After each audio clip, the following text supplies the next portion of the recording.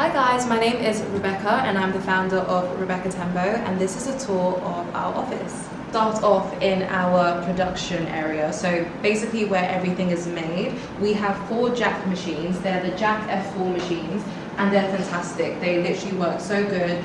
I had them delivered by a guy in East London. I can't remember his name, but I'm going to link his shop in the description notes so that you guys can go and check them out. They're really affordable because they tend to be ex-machines from like fashion schools that they've only used once or twice for fashion week or whatever. So yeah, highly recommend, and they work super well.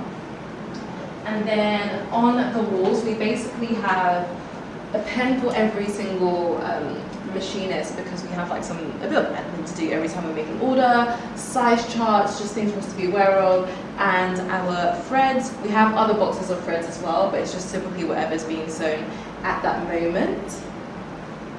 If we go to the back of the room, then you'll find my desk. So I basically recorded a YouTube video 4 years ago with one of my old offices in Grace End, and I remember talking about the sort of desk that I wanted at the time. I think I got like an IKEA one, but I wanted like a hairpin desk, and it was like an oak, I don't know what, tabletop or something. I didn't get that, but I still always wanted an oak sort of looking desk. So this actually isn't a desk, it's a dining table from IKEA, but I just loved the colour of the wood and I wanted something just a bit different and felt a bit more like homey. Chairs also from IKEA. And this is my desk. What do I even have on my desk? I have my lip things, little MAC lip liner, Bobbi Brown, girly things, my powder. I've also got my planner, which I just got from The Productivity Method by Grace Beverly. I had to get in burgundy because after navy, this has to be my favorite color right now. It's so good, and I guess everyone's question is, does it actually make you productive? A planner's not gonna make you productive, but I think it helps make you feel like you're going to be productive. But so far I've actually really enjoyed using it because I kind of geared away from planners for a long time. So we're back. I've got my MacBook, Apple, my big A4 notebook, and this is basically where I just have to like write down things that I'm thinking about, brainstorm, all of that stuff, because a planner is not big enough. You really do need another book. So in my bag is super heavy because this is in there, my MacBook's in there, my planner's in there, my iPad's in there, everything's in there. And then next to my desk I wanted to call it a sketch pad, but it's basically just a clipboard, but there's loads of papers on this because I'm always having to sketch for proposals for clients. So having this by the desk, or on my desk, helps me just be able to get sketches done quickly. Otherwise it can take me some time to get into that flow of creativity. I did have some roses delivered to me. Unfortunately not the love story that you probably think it is, but it does the job. And on this side we just have more desks. Okay, so on this row over here, we basically would typically have anything ready to sew, cut here. We need to cut some stuff, but it'll be here on the first row, and then at the bottom we have loads of patterns. Pattern is basically like, imagine a template that we put onto the fabric and cut around it to create a garment. So these card ones are our like everyday patterns that we use all the time. So for example, this is a size 12 Ari dress pattern, very common size for us to make, so that's why it's in the front at the moment. And then all of these plastic ones are basically patterns for individual clients, because we make a lot of bespoke orders. We need to talk about it more. There's a lot of things we need to talk about more, but because they're made to their size, we always just want to keep it in a separate sleeve. And then what helps is if someone else orders something similar or the same style, we can pull out that design and then edit that pattern versus making a new pattern from scratch. At the back here we have just pattern paper, fusing, so we put these in our Tembos to make them nice and strong and weighty. Pattern masters, some more hooks for future patterns. And then we have our big shelf that houses a lot of things. So we'll start with the top, goggles, because sometimes you need to really protect those eyes from fabric and beads and things like that. First aid kit. Our overlocking machines, we don't use them regularly, but if we do have, well, when we do have bespoke clients, typically we need to overlock the seams to stop them from fraying, so that's when they'll be in action. 2 domestic machines, just a brother and I think a singer at the back. I like to see this here because again it just brings me back to like my first sewing machine and working in my living room. So my first sewing machine is not exactly this one, but it was like this one, and then I had a Singer one, and I thought this was fantastic, the best thing you could ever get. And if you are starting off, it's great, and I do think you do need a domestic machine, whether you've got industrial or not, just as a backup. But it's so slow, like it's so slow now in comparison to industrial machines. But whilst I no longer use them, I do think it's important to have a domestic machine just in case your industrials are moving crazy.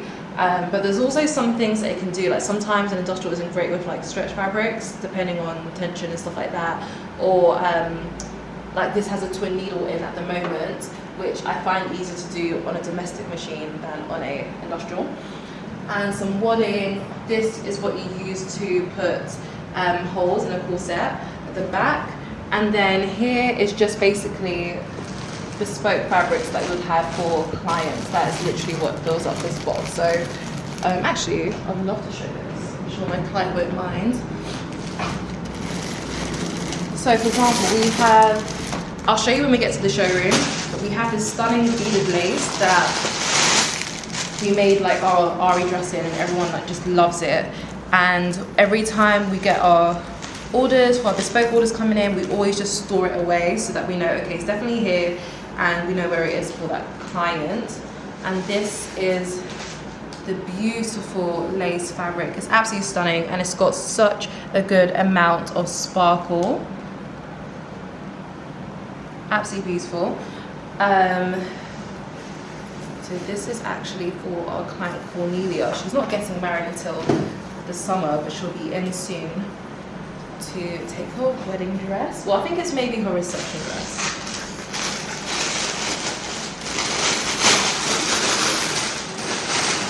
And then we've got our signature pearls in this section, so we do need to order some more, but yeah, this is pretty much what you see on all of the garments. It's all hand sewn onto the garments, and they are absolutely beautiful and have a nice sparkle. The middle box, we have our zips, so we always have long at the front because we mainly use long zips, and then we have short ones at the back. And it's basically like a little, I guess, tip that I learned from this company called Seating Matters. They're based in Northern Ireland, so I went there last year to pretty much understand how they make their factory very efficient, very lean, and little things like having the thing that you use the most in front so that it's less time to reach out for it makes such a huge difference to how long it takes to make a garment.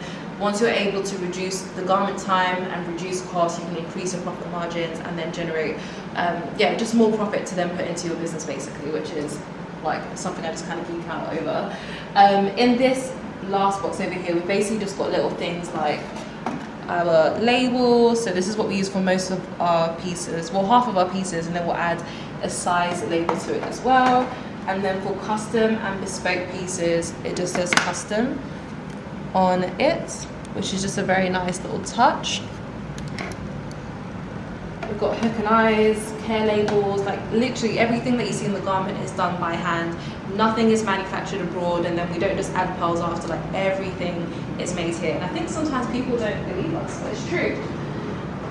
I guess the big centerpiece of this room would be our cutting table, so where every single order is cut. I've got this bad boy from Etsy, and it was brand new. Someone came and then fit it for us. And then annoyingly that happened in our Woolwich studio, so when we moved to Royal Victoria I then had to dismantle it and then put it back together, which I don't recommend, guys. But if we look underneath, you can see different rolls of fabric, and then the bottom, I'm just gonna have to be honest, it's a mess right now. It will be taken care of, but we basically just have like 1 meter pieces, 2 meter pieces, like pieces versus rolls. These are out because on the weekend I had a client come with her daughter and her best friend. She's getting a reception dress from us, and a bow, and then her daughter's getting the Ari dress in a baby pink for the wedding, which I think is really sweet. So I'll just show them the different shades because in our showroom it's mainly white and ivories. So yeah, they were really happy, which was really exciting. And then on this side we have a lovely view of Royal Victoria, which is where we're based. They're currently doing something technical outside. But it's very nice. Sometimes like on the weekend I'll bring my laptop, I can basically make this table shorter and just look at people whilst I work. But yeah, we just kind of use this for like if we have like something that we just need to put here, like packages or cleaning products. It's not really used, it's just more so a table to have should we need something. And that is pretty much the production room. I guess now we'll take you to the showroom. Into our showroom. This is where we host all of our clients, whether they're coming in for a trial appointment, so they're basically coming in to try on some of our pieces, to look at fabric swatches or samples, or if we have a fitting. So for bespoke clients, they'll come here and we'll be doing various fittings throughout their process. We have this huge mirror that I absolutely love, and I bought this on Shpock, which is basically an app for like secondhand things, furniture, clothes, whatever. I think the retail price was like £600–700, but I got this for like £135, and it was just in Essex, so not too far to drive to go and get. And yeah, love this mirror. It's absolutely huge, like 5 foot or 6 foot or something. Then these are our sample pieces. So right now the dress that's stealing the show is this beauty, which is our RE beaded bridal. So it's got this stunning lace all over it, and then obviously our signature pearls at the top. It's a bit shorter because we made it originally to have tulle underneath. We made a similar dress for our client Olivia, and people loved it, so we wanted to make one in like a white ivory color. But then everyone loved it without the tulle when they tried on the dress, so that was quite interesting. We've got some other pieces, so we've got like our tembo. We've made this like in a bigger size in the waistband so that we can just clip it for people when they come and try it on. But this is the tembo in white. And yeah, just a few other things. Some pieces that we haven't shown yet and might actually be removed, we'll see. Our Aries, we've got our bellows, which is our classic. We've got this stunning feather skirt, which is actually all ostrich feather. So it's a very premium fabric and feather trim to get, but it makes it just so fun, and when you're like dancing it really does shake and move. I just think it looks very glamorous and expensive. So we actually made this for our client Anna Maria. She bought a bespoke corset which had the round neckline and a long kind of like fishtail dress, and then she also got this feather skirt. So for her reception she changed out of the long skirt into the feather skirt, and then that kind of gave her 2 looks with one top. Try and squeeze that back in. So last year we did a bridal campaign, and I think that's actually what accidentally took us into the bridal world, which I'm not complaining about because I absolutely love it. And this was the dress that we made for our model, and we've made a few of them for some of our bespoke clients as well, but it's also got the same lace as the first dress that I showed you, but a mocha, like a dark mocha underlayer, and it's absolutely just stunning, and you can really feel the weight of this dress. So it's definitely one of my favorite pieces to date. But guys, I'm gonna put the link in the description to book an appointment. Come and visit us. We're in London, in Royal Victoria, and always happy to host you. In this area there's nothing here, but basically clients get dressed over here. My goal soon, depending on how things go, because I'm in 2 minds, is to build a wall, a thin wall, and then have like an arch in the middle, and I think that would just be great for content, but also just like the client coming out and just having that really nice experience. The only thing about this room is that it feels like small and it's funny because the old one was smaller. Everything is always smaller, then you get something bigger, then it feels smaller again as you keep growing, and we'll see how things go, but I've loved that. And then probably my favorite thing in this room, which is our I said yes to the dress sign. We'd only just got this like in October or November, which I think is way too late. I don't know why we weren't getting this earlier, but it's just basically a foam board and it's got this printed on, and it's just so fun, and like, it's really nice to see people excited to take the picture. Like they'll see it on the chair or on the side table and they just really want to take a picture or video with it. So I just love having this around. We've got the logo on the wall, and that's pretty much it. I guess another thing that I'd love to show you guys is our clamps. So again, something that I only just got in October, but when people come and try on the dresses, we typically make them in like 12s and 18s, so that if you're in between those sizes or even smaller or even on the other side of it, then we can basically clamp you in. These are super strong. I'll link it as well, from Etsy. They are so hard, like this has taken all my strength to do, but they're really, really good to help the client basically get that snatched feel because of how strong it is, or really just clamp the dress in. They are a bit pricey as well, but I generally can't find anywhere else to get them. And then another tip for you, if you have a brand and you're making custom pieces or doing try-on appointments, is to create these like very basic sheets. So let's say, for example, a client is a size 8 and we've only got a size 6, and maybe the bust is showing, so maybe the zip isn't going up, so her back is showing. So we'll slip this in the back and then just clamp it to the dress so that she can kind of see how it look like closed anyways. It just gives people like a good idea. And yeah, that's this room. The last room is our staff room. It's nothing fancy, but I guess you can see where we have lunch.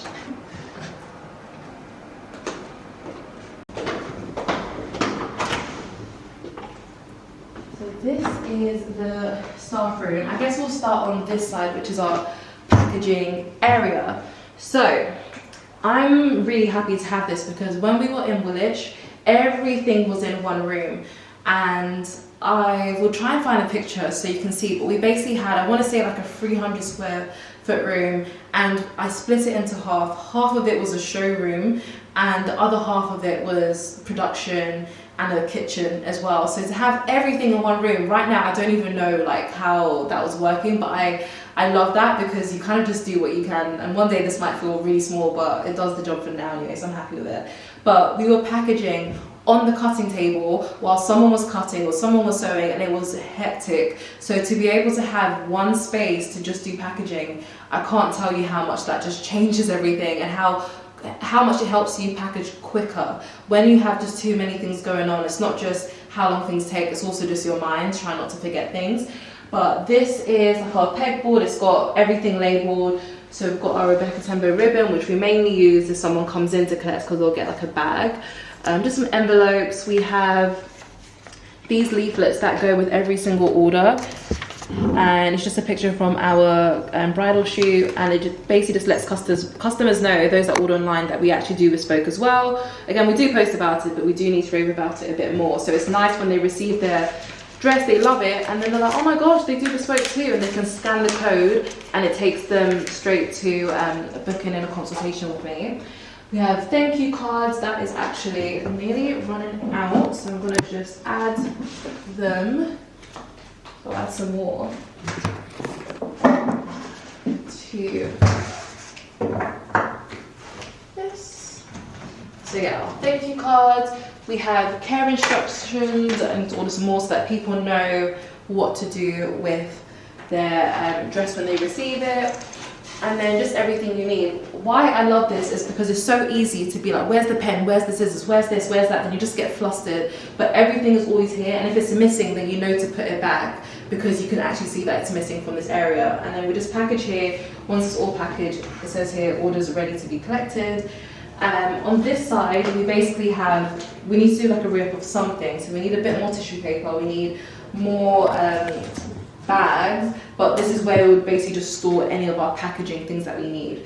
And then here we would have like paper, would have any of these things like the thank you cards and care instructions. We'll just store any extras over here. And that's pretty much it. This is our tables from IKEA, and everything here is pretty much IKEA. This kitchen is IKEA, everything's IKEA. And yeah, just sit here and eat lunch. So nothing crazy in this room, but it's nice again to have it separated from everything. You can eat, your food can smell, and it's not going to be like someone in the showroom's not going to be like affected by it. So we've come a long way, but yeah. So on Instagram last night, I did ask if anyone had any questions about owning a studio or leasing, just basically having your own space to work. So I've got a few questions, and the first question is, when is it the right time to get an office? Now this really just depends on your revenue, it depends on how much you have left over after buying all of the materials and shipping, etc.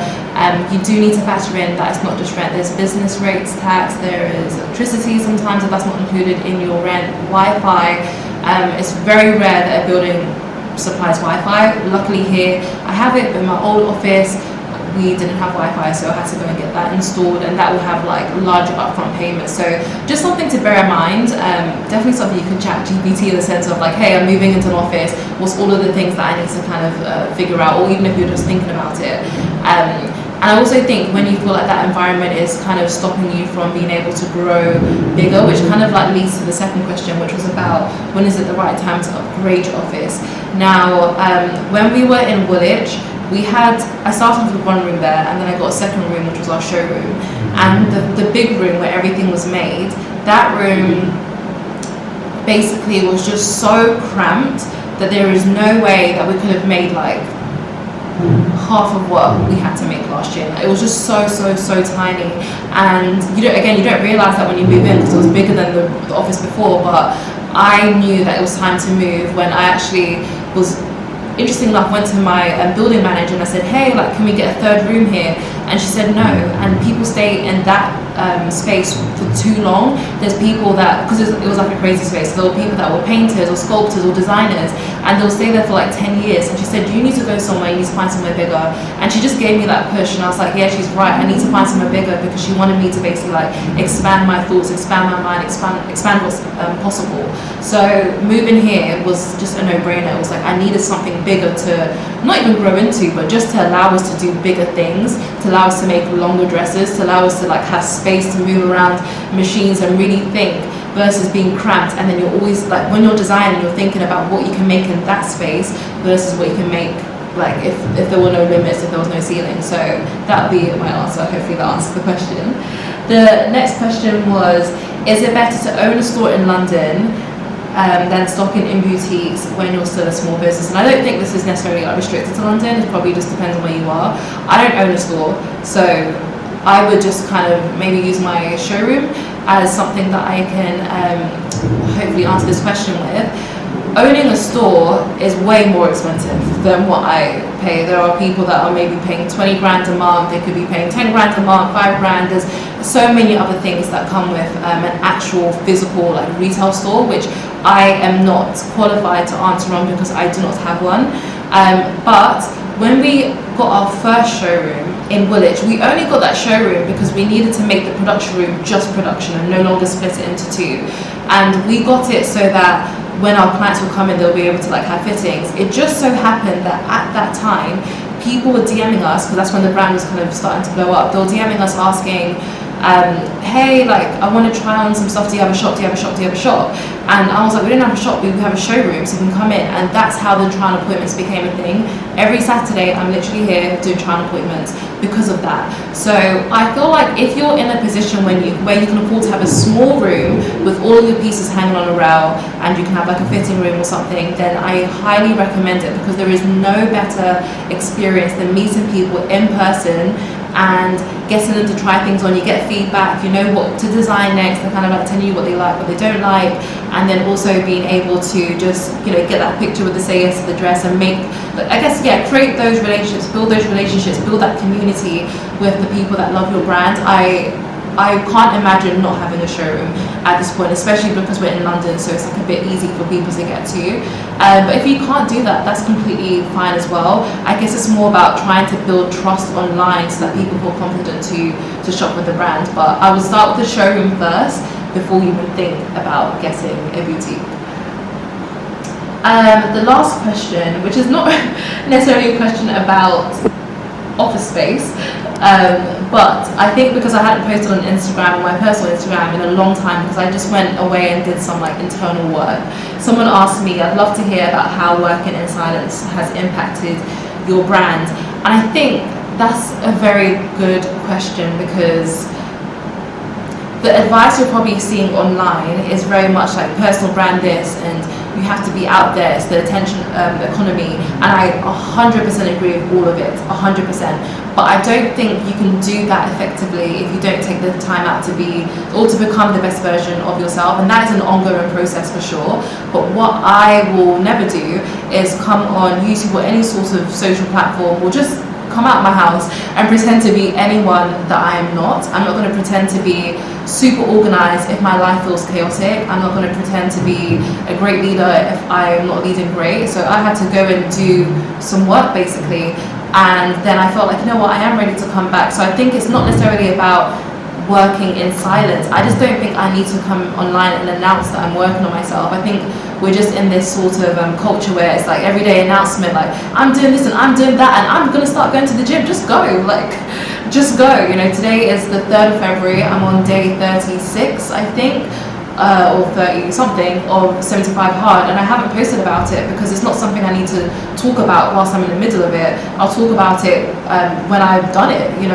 Well, obviously now I'm saying it, but the point is I didn't announce on January the 1st that this is what I'm going to be doing for the first 75 days of the year. So I think it's very good to do, but you have to do it for a period of time. I did it for January, and I knew that I'd come back in February with the right mindset to be super consistent, smash all of the goals, smash the targets for the business, and then naturally that will impact your business. I truly believe that your business will not succeed past your level of self-development, which I believe is something that Jim runs in one of his books. It will never ever exceed that, so you have to do the work internally. But yeah, that's a little bit of self-development mindset stuff.